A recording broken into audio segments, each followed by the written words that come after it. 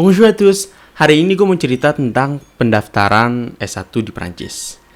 Jadi, gue dan teman-teman gue yang satu tempat les, kita berangkat ke Prancis bareng-bareng karena kita juga satu konsultan pendidikan.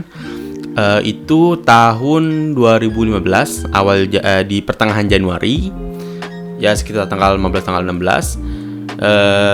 Setelah kita sampai ke Paris, kita ya foto-foto di Paris bentar.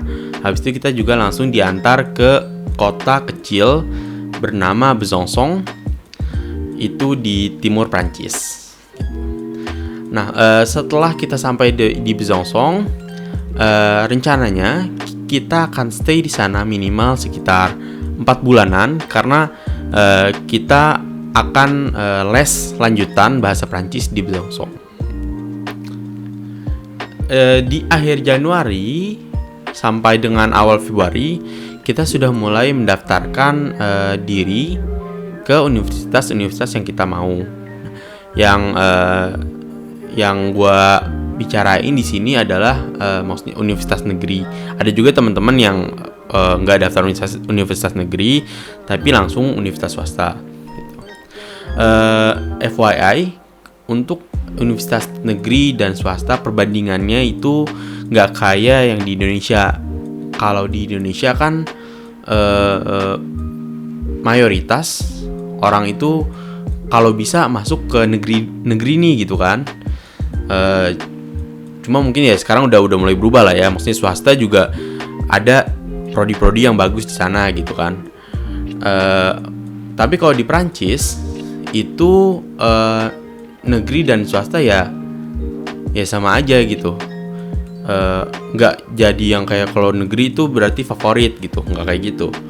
Bahkan gue dengar kalau di Prancis orang Prancis itu punya hak untuk masuk S1 negeri gitu. Yang beda juga S1 negeri dan swasta ya dari bayarannya ya. Karena kalau yang negeri itu sekitar 4 juta rupiah per tahun. Kalau yang swasta bisa sampai di atas 50 juta rupiah per tahun. Jadi bisa dia 15 kali lipat lah bayaran dari yang negeri gitu. Oke, kita lanjutin. Jadi waktu pendaftaran itu kita punya 3 pilihan. 3 pilihan universitas prioritas. Jadi kalau yang pilihan pertama berarti itu yang paling kita pengen, pilihan kedua yang ya udah biasa aja, pilihan ketiga ya lebih biasa lagi gitu kan. Nah, waktu daftar kita itu nggak harus kita datang ke datang tes gitu ya ke universitas yang kita mau. Maksudnya misalnya kalau case di gue tuh pengen Université de Lorraine, itu di kota Nancy. Sedangkan gue kan lagi tinggal di kota Besançon kan. Nah, jadi gue daftar untuk Universitas de Lorraine, tapi gue daftarnya dari Universitas Besançon karena sama-sama negeri juga gitu kan. Nah, terus sistemnya jadi kita daftar nih, nanti setelah sekitar 3 bulanan ya sekitar 3 bulanan atau 4 bulan itu baru muncul beritanya apakah kita diterima atau enggak gitu. Dan itu nggak pakai kita lihat di website ya, tapi kita lihatnya di surat. Ini lumayan unik lah di Prancis itu. Jadi walaupun mereka negara maju tapi berita kelulusan atau enggak masuk ke universitas itu lewat surat. Jadi setelah 3 bulan masa tunggu itu dan sudah mulai ada hasil penerimaan gitu kan, kita tiap hari pasti buka kotak surat. Padahal di Indo kan kayak bahkan mungkin kotak surat juga nggak tahu nih kita punya apa nggak di rumah kan. Kalau di Prancis tuh di apartemen yang waktu itu gue sama teman-teman gue tinggal ya, itu kan ada depannya kotak surat banyak banget kan. Jadi tiap pagi pasti buka waktu ada, wah apa nih gitu kan, waktu dibuka ternyata misalnya tagihan listrik gitu atau internet atau apa. Jadi ya kita bener-bener kayak masa depan kita gitu ya, bergantung banget sama surat penerimaan itu gitu kan. Sistemnya gini, ada tiga pilihan universitas. Universitas yang pertama kan yang paling kita mau. Nah, kalau misalnya kita diterima di universitas pertama, nanti kita langsung dapat surat penerimaan. Dan misalnya kita udah buka nih kan, nah kita juga harus ngasih tahu ke universitas pertama bahwa kita setuju dengan surat penerimaan itu. Jadi pertama kan kita apply, nah habis itu universitas yang pertama ngasih tahu kamu diterima nih gitu kan. Nah ketika kita diterima, kita juga harus ngasih tahu lagi bahwa oke, saya akan lanjut S1 di universitas ini gitu, ke universitas tersebut ya gitu. Nah kalau misalnya dari universitas yang pertama itu nggak diterima, nanti dokumen dan aplikasi untuk masuk universitas, untuk daftar ke universitas itu langsung dilempar ke universitas kedua. Nah, universitas pertama ini ketika mereka nolak aplikasi kita, mereka bisa nggak ngasih tahu. Jadi teman-teman gue ada yang misalnya nggak diterima di universitas yang pilihan pertama, mereka nggak dapat apa-apa, nggak dapat surat apa-apa. Ada juga yang mereka ditolak di universitas pertama dan mereka dikasih surat bahwa ini ditolak gitu kan. Nah, misalnya universitas pertama ditolak, universitas kedua ditolak, universitas ketiga juga ditolak misalnya kan. Kalau universitas ketiga ditolak, mereka juga pertama mereka ngasih tahu kan bahwa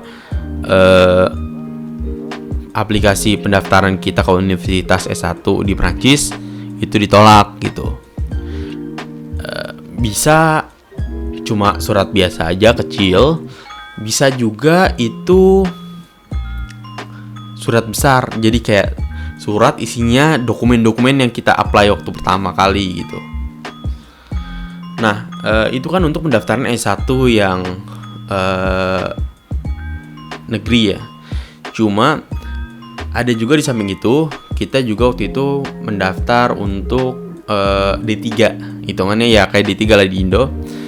Jadi yang lebih ke aplikasi daripada teori. Kan kalau universitas kan 50% teori, 50% aplikasi. Kalau ini aplikasinya lebih lebih banyak gitu kan. Prakteknya lebih banyak gitu. Nah, kalau yang ini itu namanya BTS atau DUT. Kalau bisa masuk BTS atau DUT itu bagusnya ya kita punya pengalaman lebih daripada yang di universitas.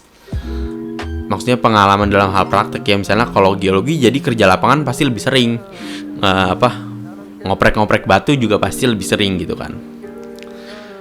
Nah, misalnya kalaupun lulus dari BTS atau DUT yang kata gue D3 ini, itu juga bisa nanti lanjut lagi ke S1 gitu. Tapi biasanya mungkin S1-nya S1 profesional, bukan S1 biasa lagi.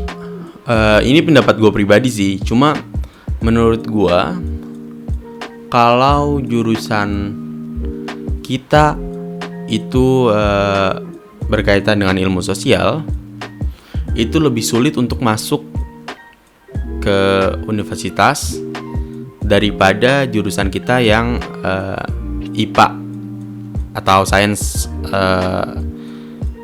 sains IPA gitu kan.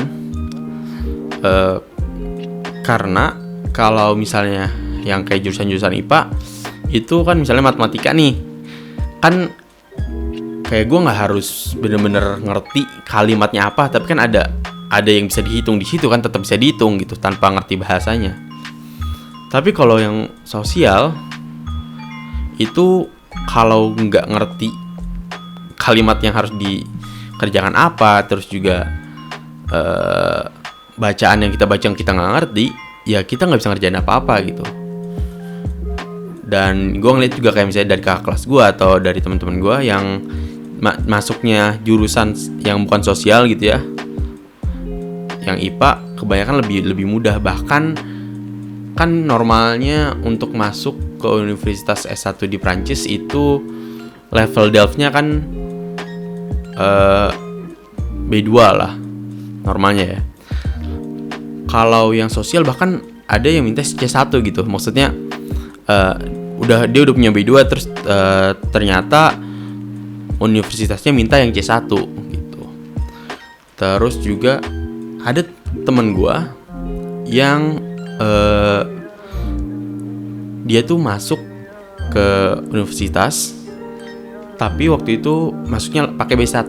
Jadi normalnya kan B2 nih, dia B1 aja masih bisa masuk juga karena jurusannya IPA gitu. Kalau misalnya ada yang nanya ke gue, terus tesnya apa aja sih waktu waktu pendaftaran univ di Prancis? Nah, kalau di Prancis itu sebenarnya nggak ada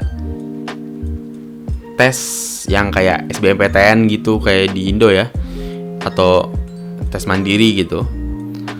Itu kan kalau tes mandiri atau SBMPTN kan ada beberapa mata pelajaran yang diujikan, misalnya matematika atau misalnya bahasa Inggris atau apa gitu kan. Kalau Prancis itu seleksinya murni dari nilai raport kita waktu di Indonesia, waktu SMA, nilai UN, motivation letter kita, terus dan yang paling penting juga ini nilai bahasa kita.